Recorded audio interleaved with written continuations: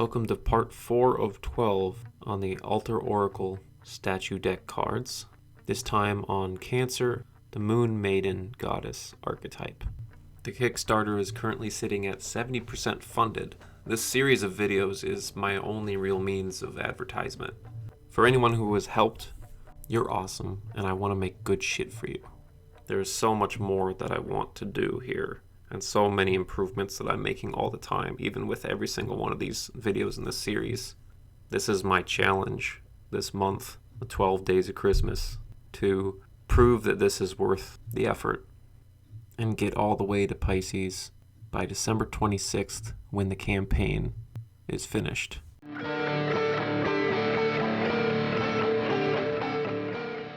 Next we have Cancer. DEANA essentially as a name means the goddess. I decided to take DEANA straight from the Roman source of what a Cancer deity represents. A reflection of feminine principle. In a similar kind of way to how I was talking about Lazarus and his masculine ideals. This is a feminine ideals, let's say. Here again, every sign has 3 deities. There's usually an elder, and then there's 2 younger deities, a male and a female. The elder version of the Cancer deity is Lunara, who is more directly a moon goddess and more ethereal and abstract in that sense. DEANA is more grounded. She has to do with wilderness and animal protection and protection of innocence, really, and even one's own innocence.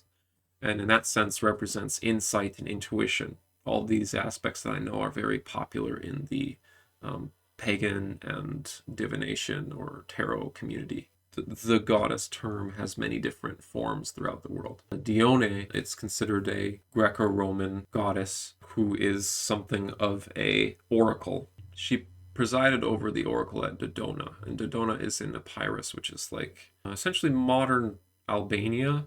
It's the homeland of the Dorians, who later invade Greece and spread culture and deities throughout Greece, although they are still a Hellenic culture. So this Dione deity might have actually evolved into the DEANA Roman form of Artemis, which is the Greek name for her. Phoebe is another Greek deity that's very similar to this.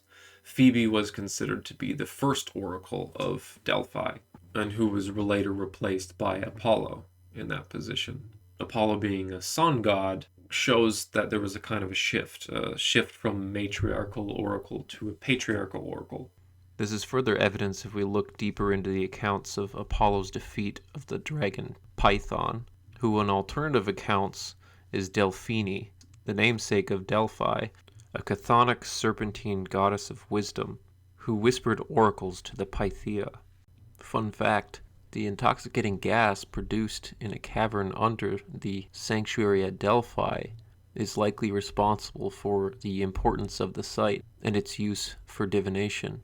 Serpentine imagery is common throughout psychedelic experiences in many cultures. In the Apollonian tradition, a lot of oracle readings have to do with the future and prophecy, and one might entertain the possibility that the older oracles based on the moon had more to do with personal insight and connection with the divine or with nature and so on.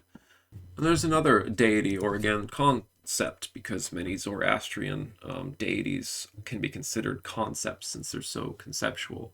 DEANA means in Zoroastrian the concept of insight and revelation, and that connects as well to this Dione sort of oracle that's trying to connect with our deep inner self. What's fascinating to me about what the moon ought to represent in astrology as well as in mythology and so on is it represents reflection. The moon is reflecting the sun when we see a white moon.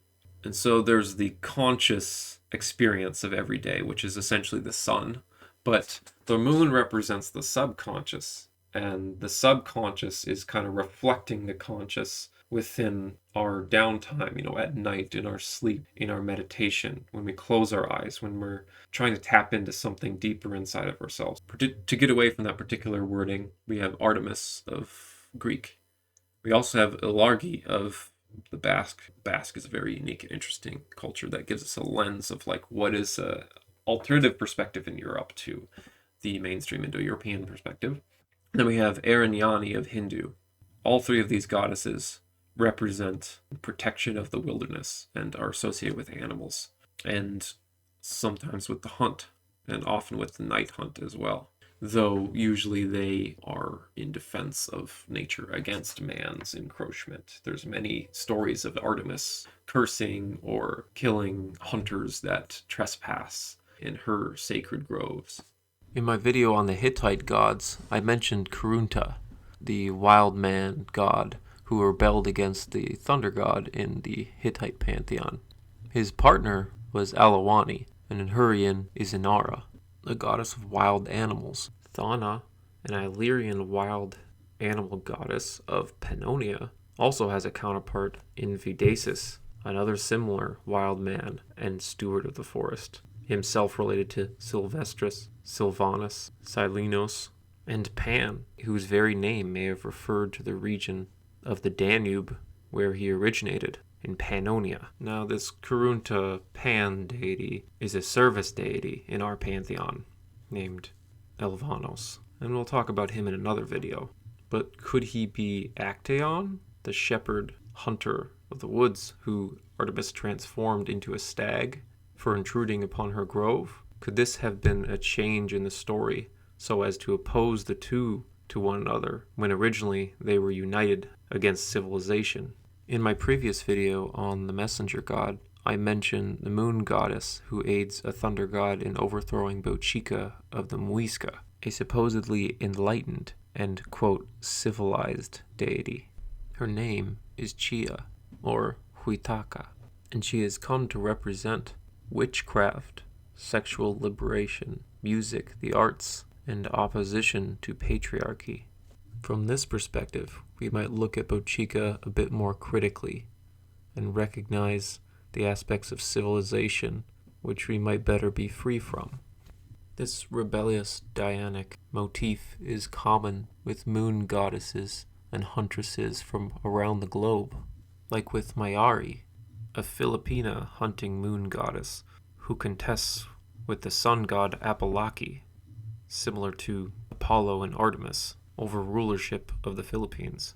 Then we have Danu and Denan and Devana. Specifically, it's interesting that in Balinese, which is in Indonesia, influenced by Indian Hindu culture, also Danu of Irish, they're all named Danu, and they all have similar motifs. Now, of course, all of those are related to an Indo-European root again. The Indo-European root of Da in these cases usually refers to water. This takes a slight turn from a sort of insight motif, although I think they are very related, metaphorically and archetypally speaking, water and reflection, right? Water and the moon, the cycles and the ebb and flow and the tides. And in Hinduism, Danu is a matriarch of the Danavas, who are an entire set of deities. And whenever you have a name for a group of deities, is essentially a record of when different cultures came into an area, started depositing their worldview, let's say, their set of deities and their language influence. In that case, the Danavas might have actually been referring to the Indo-Europeans, or maybe some group of Indo-Europeans, possibly.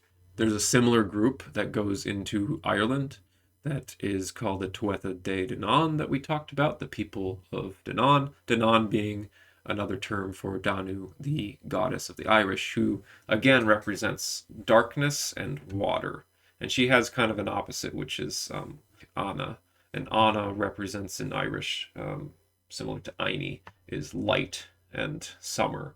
And this also is a reference to the fact that these Danann probably came from across the sea, from Europe, most likely the Indo-European settlers of Ireland from the rest of Britain, and then furthermore from Europe, spreading Celtic culture into the British Isles. The Balinese goddess Danu is also said to have come from afar over the sea. This is kind of a proof of that pattern happening, because we know that Hindus came from India and settled Indonesia, especially the island of Java, and then eventually the Balinese islands, and spread this deity that is literally a Hindu deity, Danu.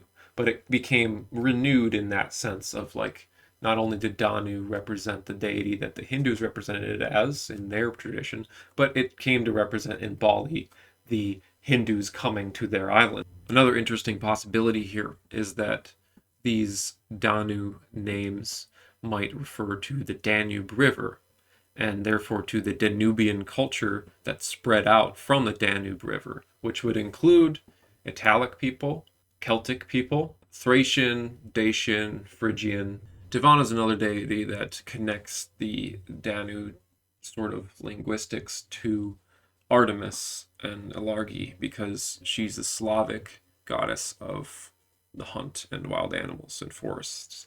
And some more evidence for this connection between the river of the Danube and this Artemis, DEANA type figure is Serbian deity DEANA. And Serbian is a South Slavic or Yugoslavic language and ethnic group. So in this case, they are related to Divana, but they settled in the Danube Valley. Serbia is right on the Danube River, and therefore might have integrated and syncretized some local deities of the Illyrian peoples before them to create their brand of deities. A local deity, like, say, Thana, who is the Illyrian Artemis, essentially, becomes the sometimes with linguistic evolution. Then there's Zana, who's this Albanian deity of wilderness. And Albanian is essentially the oldest Illyrian language that still exists. Albanian is still Indo-European culture, but it's not purely Greek and not purely Italic and not purely,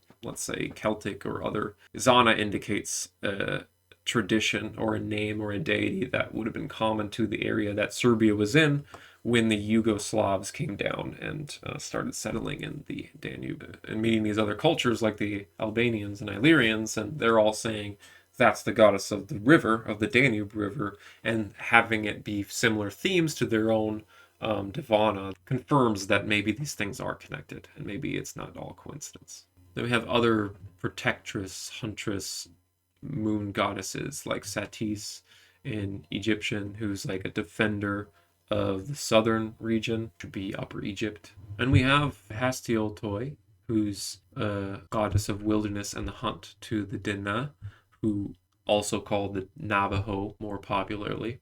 They're part of the Athabascan language family in America, who actually have another culture they're related to in Siberia. The only well-proven link between the Old World and the New World in terms of linguistics, other than, say, the Inuit who arrived in the Americas in the Arctic much later. But she fits the bill. And also just general goddesses like Jana in Roman, who is really kind of a different version of DEANA that might go back a little further in their tradition, possibly to Etruscan roots, who represents the moon phases and the months themselves in that sort of calendrical organization of life.